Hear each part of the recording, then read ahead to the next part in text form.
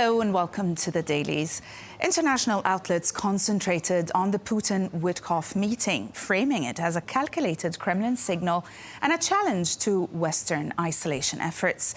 In the US, coverage centered on Trump's remarks about Somali Americans and the widening Hegseth boat strike fallout, both of which intensified debates over presidential rhetoric, accountability, and the administration's hardline security posture. American media portrayed the Witkoff-Kushner meeting with Putin as a high-stakes but unconventional diplomatic move in Trump's push for a Ukraine deal. Outlets stressed uncertainty about what the meeting achieved and highlighted concerns in Washington and Europe about being sidelined or pressured into an unfavorable agreement. Overall, the coverage was cautious and skeptical, framing the Moscow visit as pivotal but risky. Politico warns that sending Jared Kushner and the U.S. peace envoy to meet Vladimir Putin risks undermining European influence in any Ukraine settlement.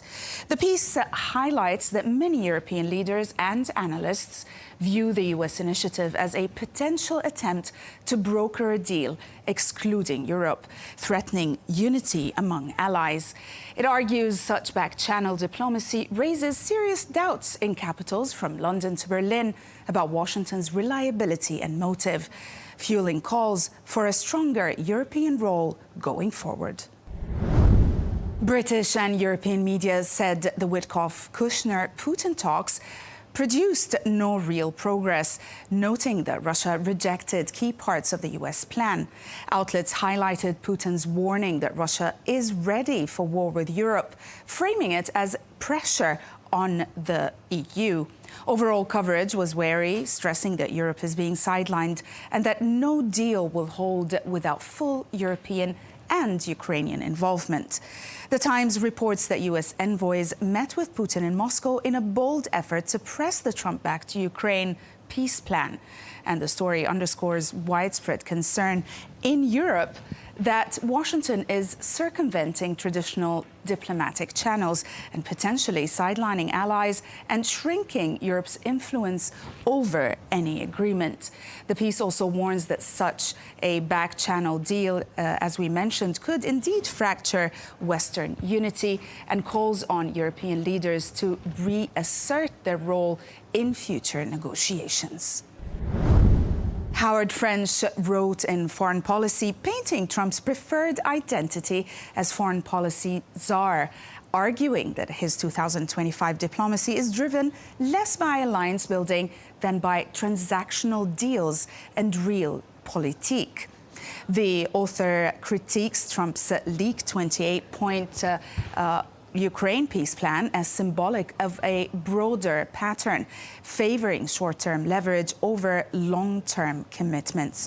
Also, by spotlighting administration reversals and ill-considered deals, the column warns Trump's approach risks undermining U.S. credibility and destabilizing global order. U.S. media also focused on growing scrutiny of Pete Hegseth's boat strike operation, emphasizing fresh questions about the legality of a second fatal strike. Coverage highlights bipartisan pressure on the administration for transparency and oversight. But overall, outlets frame the episode as a test of executive authority and accountability. The Washington Post examines new details as Pete Hegseth claims he discovers only hours after the first missile strike the two survivors remained, pushing the blame onto a senior commander who ordered the follow-up strike. The piece also explains that Hegseth invoked the fog of war, saying he saw the initial strike live, then moved on to other duties. Excuse me. It also highlights growing congressional and legal scrutiny, with lawmakers demanding clarity and also evidence whether the second strike breached laws of armed conflict. People.com reports that President Donald Trump appeared to struggle to stay awake during his December 2nd cabinet meeting, occasionally closing his eyes while secretaries delivered praise and updates. The piece highlights one striking moment which occurred when Howard Lutnick spoke and Trump's eyes shut for several seconds. It also notes that White House denied any dozing, with Press Secretary Caroline Leavitt asserting he remained alert and engaged throughout the marathon session.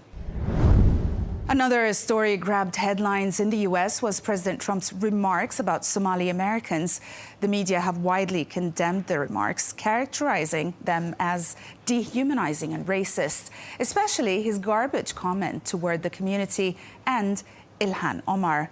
Coverage has emphasized how the rhetoric has fueled fear in Minnesota's Somali American population and drawn harsh backlash from local officials who call the comments unjust and discriminatory. And as the president pauses immigration applications from nations on the travel ban list, the New York Times delivers a detailed, unsettling account of the Trump administration's accelerated targeting of Afghan nationals, all for deportation following the D.C. shooting. The piece draws on internalized documents revealing a shift towards broad nationality-based enforcement rather than traditional individualized assessments. Also, the report situates this crackdown within a wider reversal of Biden-era refugee protections, highlighting political motives and operational strain.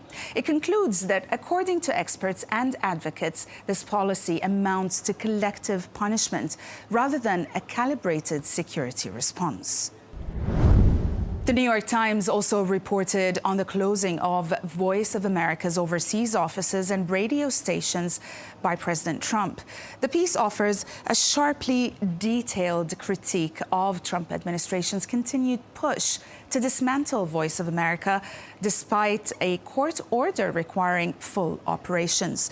The piece also underscores the geopolitical stakes, arguing that retreating U.S. broadcasting hands strategic advantage to Chinese and Russian state propaganda.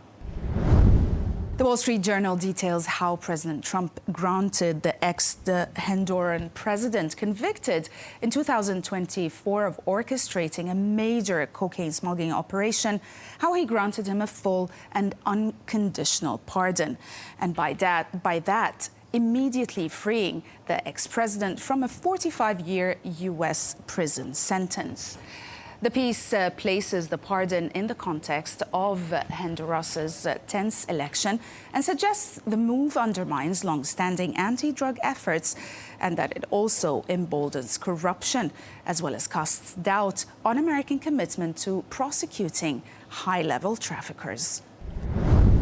To the Middle East, as the Times of Israel reveals that Benjamin Netanyahu phoned President Trump to request additional help securing a pardon from the Israeli president, asking the U.S. president also to keep pressuring for clemency in his corruption trial. The piece explains that the call nominally about Gaza and Syria policy swiftly turned to Netanyahu's legal plight. It also notes that while Trump expressed hope it would work out, he stopped short of committing to new action. The story highlights persistent U.S. influence attempts in Israel's judiciary, risking public outcry and also political backlash at home. And we'll end with the pan-Arab newspaper Sharq al-Awsat, which details how Hamas fighters spent up to 8 months hiding in a complex tunnel network beneath Rafah, even after the city came under Israeli control. The report highlights that some militants reportedly emerged to assist in the handover of captives before disappearing underground again.